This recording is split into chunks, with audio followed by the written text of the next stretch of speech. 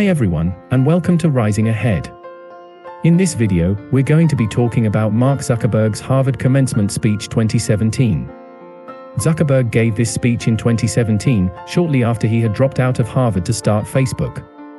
In the speech, he talks about the importance of purpose, the need for big, meaningful projects, the importance of redefining equality, and the need to build community.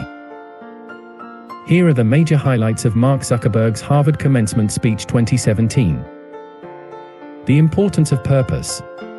Zuckerberg argues that finding your purpose isn't enough, but that our generation needs to create a world where everyone has a sense of purpose. He tells the story of JFK visiting NASA and meeting a janitor who said he was helping put a man on the moon. Zuckerberg says that this is an example of how everyone can feel like they are a part of something bigger than themselves. The need for big, meaningful projects. Zuckerberg says that our generation needs to take on big, meaningful projects together. He cites the examples of the Apollo program and the polio vaccination campaign as examples of what we can achieve when we work together. The importance of redefining equality. Zuckerberg argues that we need to redefine equality so that everyone has the freedom to pursue their purpose. He says that we need to create an economy that works for everyone, not just the wealthy. He also calls for reforms to our education system and criminal justice system. The need to build community. Zuckerberg says that we need to build community all across the world. He says that technology can help us connect with people from all walks of life, and that we should use this technology to build a more inclusive and understanding world. Zuckerberg's speech is a call to action for his generation. He challenges us to find our purpose, to take on big, meaningful projects, to redefine equality, and to build community. He believes that if we do these things, we can create a better world for everyone.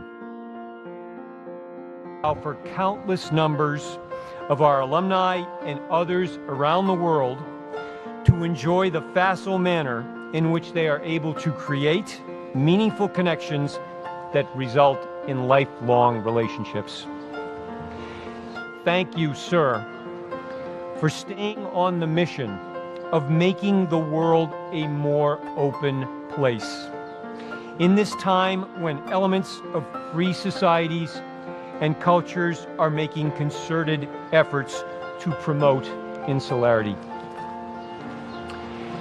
Thank you also for collaborating with your life partner and fellow alumna, the brilliant and talented Dr. Priscilla Chan.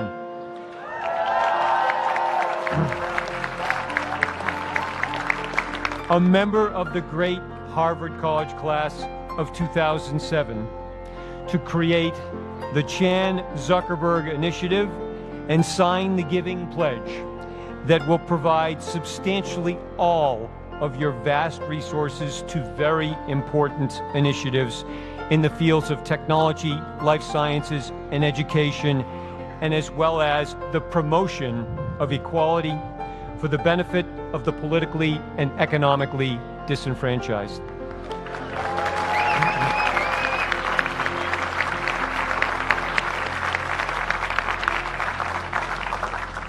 And I would be remiss on this special occasion if I did not say thank you for using your T-shirt wardrobe to demonstrate to the world that male sartorial elegance doesn't always present itself in a suit, tie, and cufflinks. Most importantly, thank you for being with us today on our special day. Ladies and gentlemen, it is my high honor to introduce Dr. Mark Zuckerberg.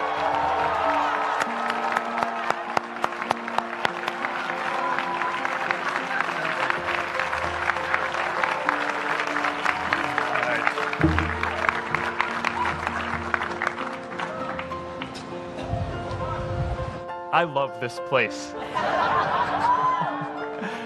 Thank you all for coming out in the rain, the pouring rain. We're gonna make this worth it for you. President Faust, Board of Overseers, faculty, friends, alumni, proud parents, members of the ad board, and graduates of the greatest university in the world,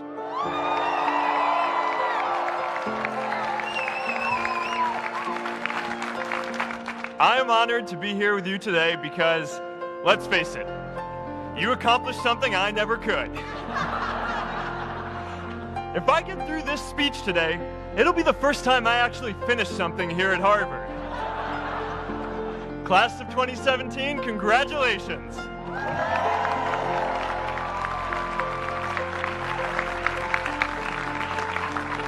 Now, I'm an unlikely speaker today, not just because I dropped out, but because we're technically in the same generation.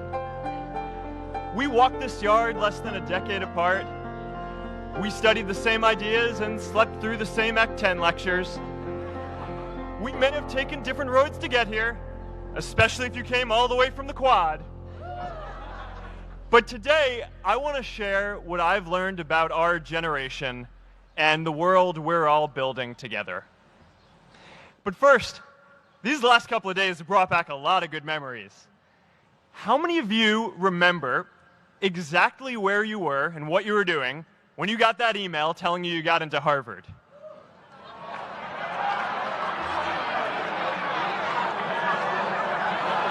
I was playing the video game Civilization, and I ran downstairs and got my dad, and for some reason, his first reaction was to video me opening the email.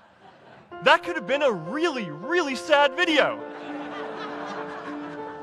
But I swear, getting into Harvard is the thing my parents are most proud of me for. My mom is nodding. You all know what I'm talking about. Look, guys, it's tough to beat this. You'll see when you get out there. How many of you remember your first lecture here at Harvard? Mine was Computer Science 121 with the incredible Harry Lewis. Harry.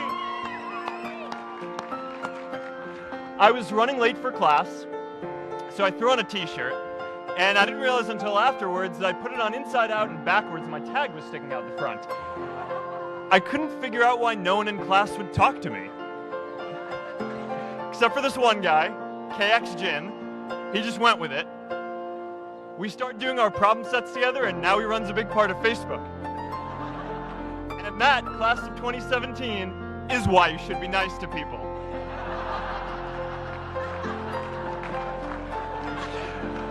But my best memory from Harvard is meeting Priscilla.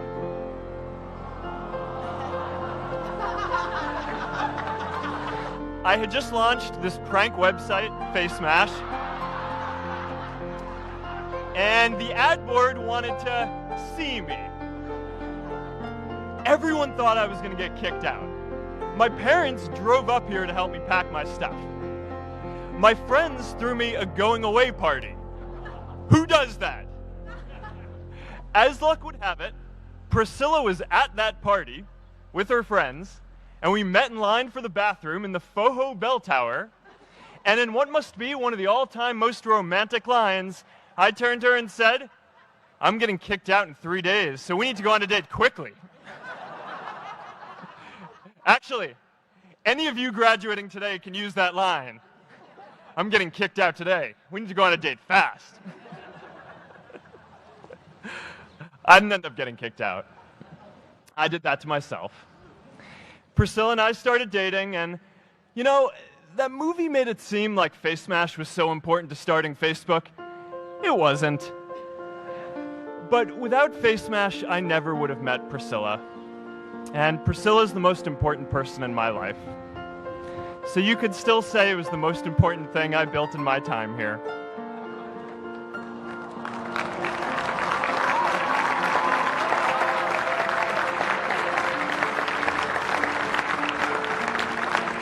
We have all started lifelong friendships here, and some of us even families.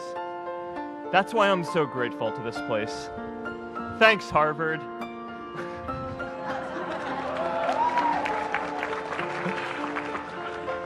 Today, I want to talk about purpose. But I'm not here to give you the standard commencement about finding your purpose. We're millennials. We try to do that instinctively. Instead, I'm here to tell you that finding your purpose isn't enough. The challenge for our generation is to create a world where everyone has a sense of purpose. One of my favorite stories is when JFK went to go visit the NASA Space Center, and he saw a janitor holding a broom, and he asked him what he was doing, and the janitor replied, "Mr. President, I'm helping put a man on the moon." Purpose is that feeling that you are a part of something bigger than yourself, that you are needed, and that you have something better ahead to work for. Purpose is what creates true happiness. And you are graduating at a time when this is especially important. When our parents graduated, that sense of purpose reliably came from your job, your church, your community. But today, technology and automation are eliminating many jobs. Membership in a lot of communities has been declining, and a lot of people are feeling disconnected and depressed and are trying to fill a void in their lives. As I've traveled around, I've sat with children in juvenile detention and opioid addicts who've told me that maybe their lives would have turned out differently if they just had something to do, an after-school program or somewhere to go. I've met factory workers who know their old jobs aren't coming back and are just trying to find their path ahead. For our society to keep moving forward, we have a generational challenge to not only create new jobs, but create a renewed sense of purpose. I remember that night I launched Facebook from that little dorm in Kirkland House. I went to Noakes with my friend KX, and I remember telling him clearly that I was excited to help connect the Harvard community, but one day someone would connect the whole world. The thing is, it never even occurred to me that that someone might be us. We were just college kids. We didn't know anything about that. There were all these great big technology companies with all these resources, and I just assumed one of them would do it. But this idea was so clear to us that all people want to connect. So we just kept working on it, day after day after day. And I know that a lot of you are going to have your own stories just like this. A change in the world that seems so clear that you are sure someone else is going to do it. But they're not. You will. But it's not enough to have that purpose yourself. You also have to create a sense of purpose for others. And I found that out the hard way. You see, my hope was never to build a company. I wanted to have an impact. And as all these people started joining us, I just assumed that that's what they wanted to do too. So I never took the time to explain what it was that I hoped we'd build. A couple years in, some big companies wanted to buy us. I didn't want to sell. I wanted to see if we could connect more people. And we were building the first version of Newsfeed at the time, and I thought, if we could just launch this, it could change how we all learn about the world. Nearly everyone else wanted to sell. Without a sense of higher purpose, this was their startup dream come true, and it tore our company apart. After one particularly tense argument, one of my close advisors told me if I didn't agree to sell the company right now, I would regret that decision for the rest of my life. Relationships were so frayed that within a year or so, every single person on our management team was gone. That was my hardest time leading Facebook. I believed in what we were doing, but I felt alone. And worse, it was my fault. I wondered if I was just wrong, an imposter, a 22-year-old kid who had no idea how things actually worked. Now, years later, I understand that is how things work when there's no sense of higher purpose. So it's up to all of us to create it so we can all keep moving forward together. And today, I want to talk about 3 ways that we can create a world where everyone has a sense of purpose. By taking on big, meaningful projects together. By redefining equality so everyone has the freedom to pursue their purpose. And by building community all across the world. So first, let's take on big, meaningful projects. Our generation is going to have to deal with tens of millions of jobs replaced by automation like self-driving cars and trucks. But we have the potential to do so much more than that. Every generation has its defining works. More than 300,000 people worked to put that man on the moon, including that janitor. Millions of volunteers immunized children around the world against polio, and millions of more people built the Hoover Dam and other great projects. And now it's our generation's turn to do great things. Now I know, maybe you're thinking, I don't know how to build a dam. I don't know how to get 1 million people involved in anything. Well, let me tell you a secret. No one does when they begin. Ideas don't come out fully formed. They only become clear as you work on them. You just have to get started. If I had to know everything about connecting people before I got started, I never would have built Facebook. Movies and pop culture just get this all wrong. The idea of a single eureka moment is a dangerous lie. It makes us feel inadequate because we feel like we haven't had ours yet. And it prevents people with seeds of good ideas from ever getting started in the first place. Oh, and you know what else movies get wrong about innovation? No one writes math formulas on glass, okay? All right? That's not a thing, okay?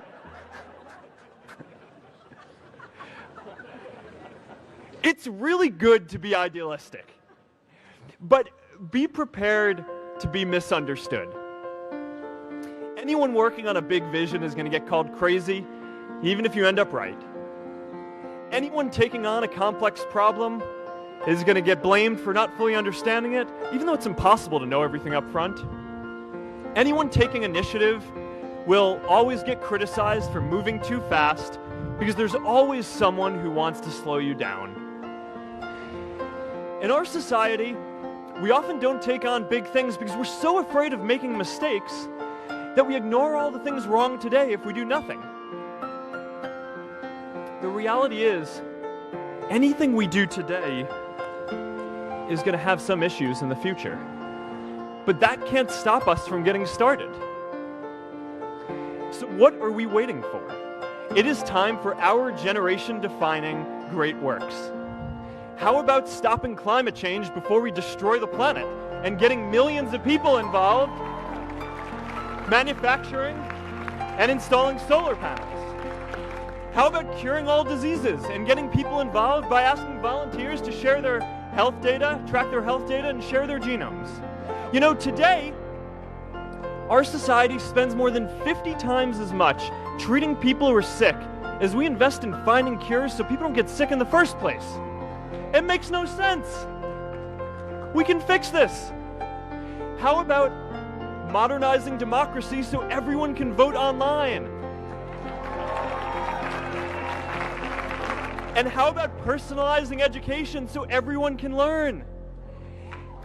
These achievements are all within our reach. Let's do them all in a way that gives everyone in our society a role. Let's do big things, not just to create progress, but to create purpose.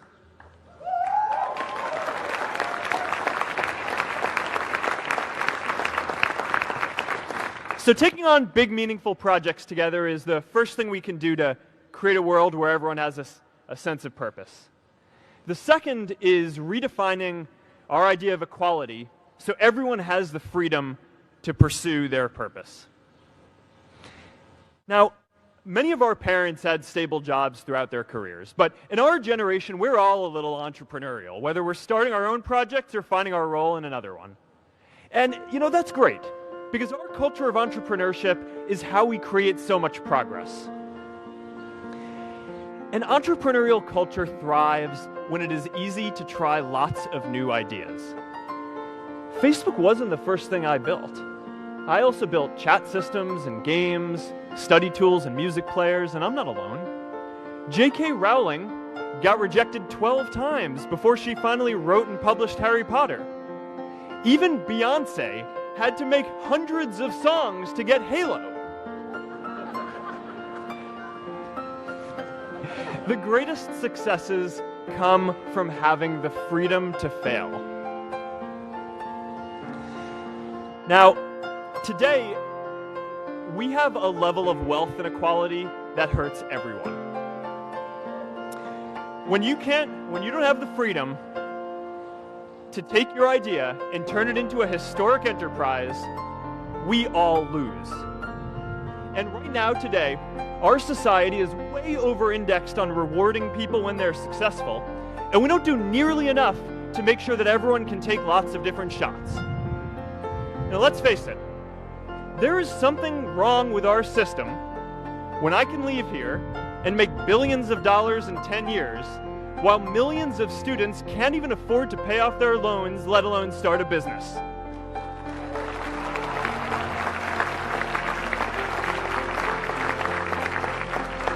Look, I know a lot of entrepreneurs, and I don't know a single person who gave up on starting a business because they were worried they might not make enough money. But I know too many people who haven't had the chance to pursue their dreams because they didn't have a cushion to fall back on if they failed.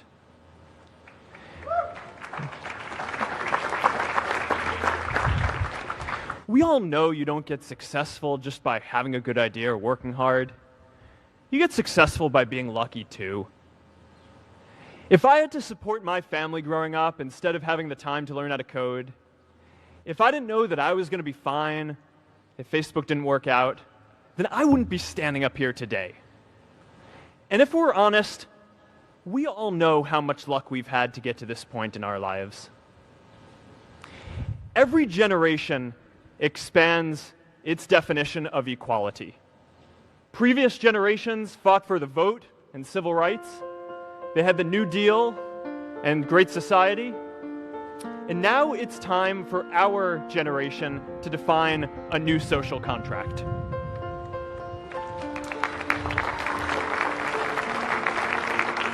We should have a society that measures progress not just by economic metrics like GDP, but by how many of us have a role we find meaningful. We should explore ideas like universal basic income to make sure that everyone has a cushion to try new ideas. We're all going to change jobs and roles many times, so we need affordable childcare to get to work and healthcare that's not tied to just one employer. And we're all going to make mistakes, so we need a society that's less focused on locking us up and stigmatizing us when we do. And as our technology keeps on evolving, we need a society that is more focused on providing continuous education through our lives.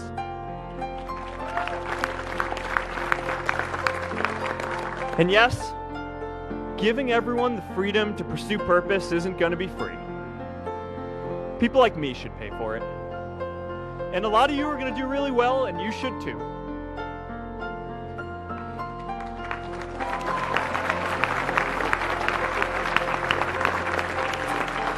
That is why Priscilla and I started the Chan Zuckerberg Initiative and committed our wealth to promoting equal opportunity.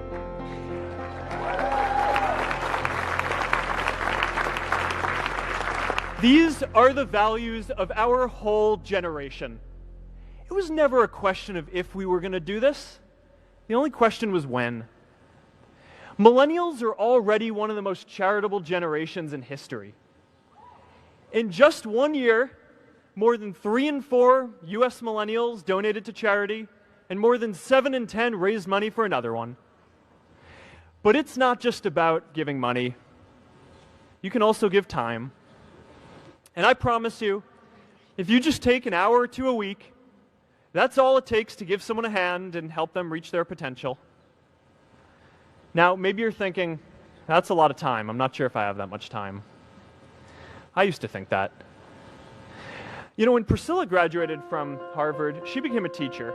And before she'd do education work with me, she told me that I needed to get my own experience teaching a class.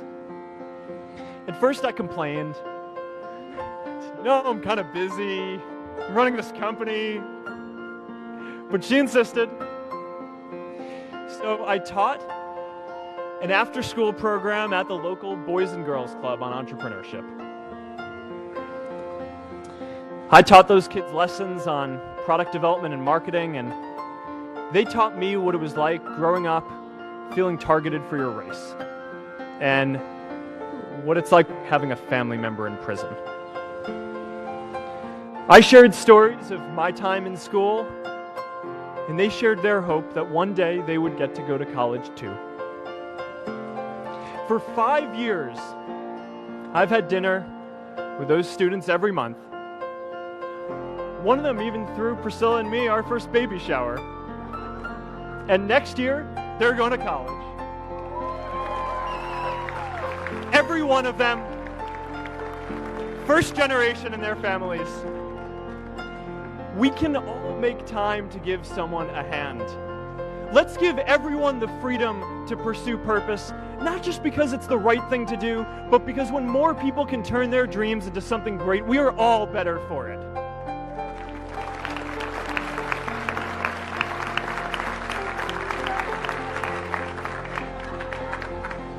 Purpose doesn't only come from work. The third way we can create a sense of purpose for everyone is by building community. And in our generation, when we say purpose for everyone, we mean everyone in the world. Now, quick show of hands. How many of you here are from another country? All right, now keep your hands up. How many of you are friends with one of these folks? Now we're talking. See, we have grown up connected.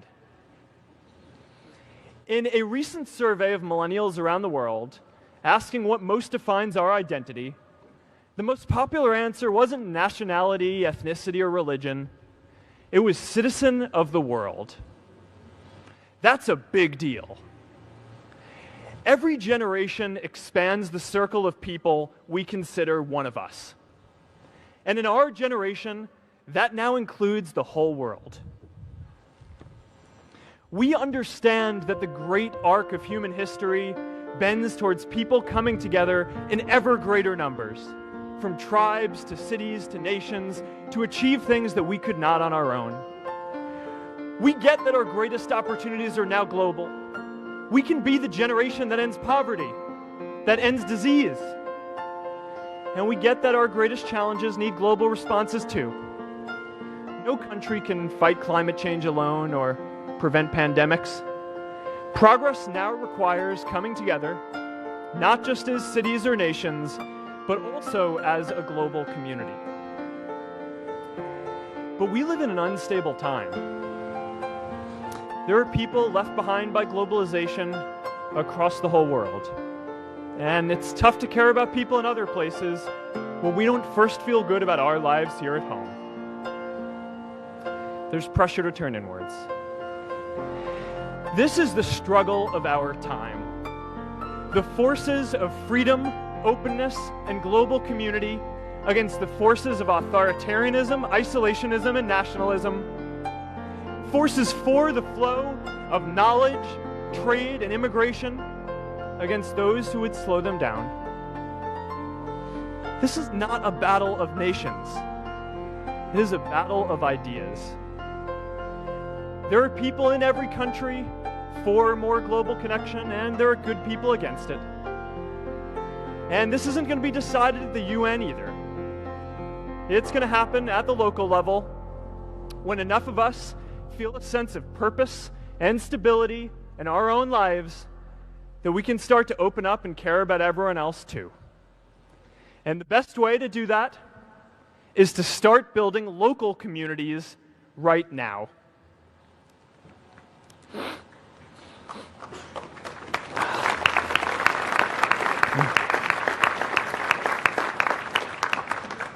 We all get a lot of meaning from our communities. Who here's from Elliott House? How about Lowell? I know you guys found community because you literally live right on top of each other. And Mather? I'll just leave that there. Whether our communities are houses or sports teams, churches or a cappella groups, they give us that sense that we are a part of something bigger, that we are not alone.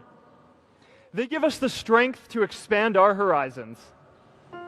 And that's why it's so striking that over the past few decades, membership in all kinds of communities has declined by as much as 1/4. That's a lot of people who now need to find a sense of purpose somewhere else. But I know that we can rebuild these communities and start new ones because many of you already are. I met Agnes Agoye, who's graduating today. Agnes, where are you?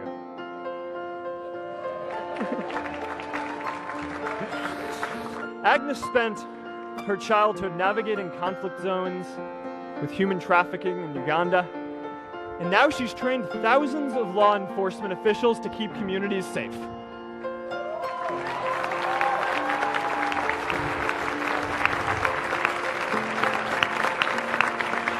I met Kayla Oakley and Neha Jain. We're graduating today too. Stand up, guys. Kayla and Neha started a nonprofit that connects people suffering from chronic illnesses with people in their communities who are willing to help out.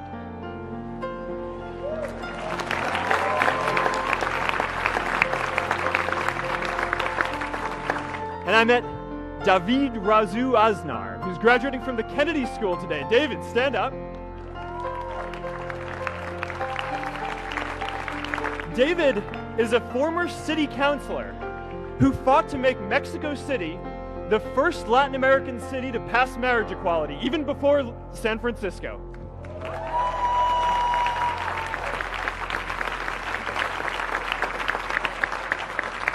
And this is my story too. A student in a dorm, connecting one community at a time, and keeping at it until one day we can connect the whole world. Change starts local. Even global change starts small with people like us. In our generation, the struggle of whether we connect more, whether we achieve our greatest opportunities, comes down to this: your ability to build communities and create a world where every single person has a sense of purpose.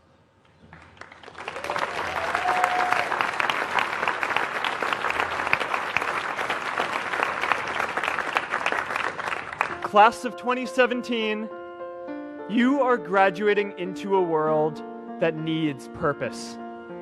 And it's up to you to create it. Now, maybe you're asking yourself, can I really do this? Well, remember when I told you about that class I taught at the Boys and Girls Club? One day after class, I was talking to my students about going to college, and one of my top students raised his hand and said that he wasn't sure he could go to college because he's undocumented. He wasn't sure if they'd take him. Last year, I took him out to breakfast for his birthday, and I wanted to get him a gift, so I asked him what he wanted, and he just started talking about struggles that he saw other students in his class facing, and finally said, I'd really just like a book on social justice. I was blown away. Here is a young guy who has every reason to be cynical. He wasn't sure if the country he calls home, the only one he's known, was going to deny him his dream of going to college. But he wasn't feeling sorry for himself. He wasn't even thinking of himself. He has a greater sense of purpose, and he's going to bring people along with him. It says something about our situation today that I can't even say his name because I don't want to put him at risk. But if a high school senior who doesn't know what the future holds for him can do his part to move the world forward, then we owe it to the world to do our part too.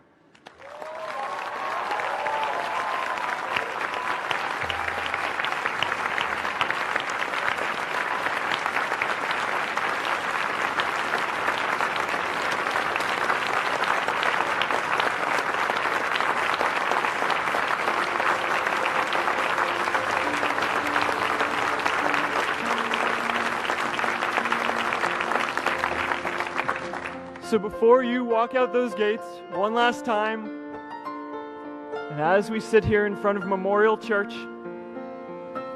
I'm reminded of a prayer, Misha Berach, that I say whenever I face a big challenge, that I sing to my daughter, thinking of her future when I tuck her in at night. And it goes, "May the source of strength, who's blessed the ones before us, help us find the courage to make our lives a blessing." I hope you find the courage to make your life a blessing. Congratulations, class of 2017. Good luck out there.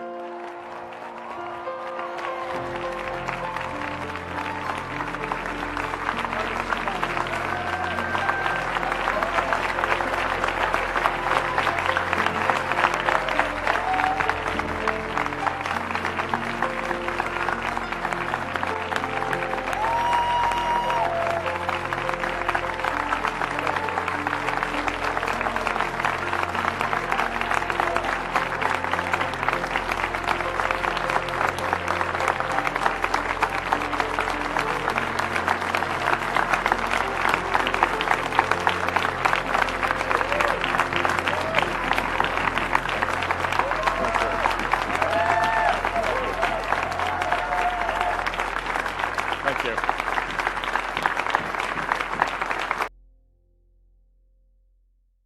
Thanks for watching this video about Mark Zuckerberg's Harvard Commencement Speech 2017. I hope you found it informative and inspiring. In this video, we discussed the importance of purpose, the need for big, meaningful projects, the importance of redefining equality, and the need to build community. These are all important ideas that we should all keep in mind as we go about our lives. I encourage you to take some time to reflect on your own purpose in life. What are you passionate about? What do you want to achieve? Once you know your purpose, you can start to look for ways to make a difference in the world. You can also start to think about big, meaningful projects that you can work on. These could be anything from starting a business to volunteering your time to a cause you care about. Finally, don't forget the importance of community. We all need people to support us and help us along the way. Make an effort to build strong relationships with the people in your life. I hope that you will take these ideas with you and use them to make the world a better place. Thanks again for watching.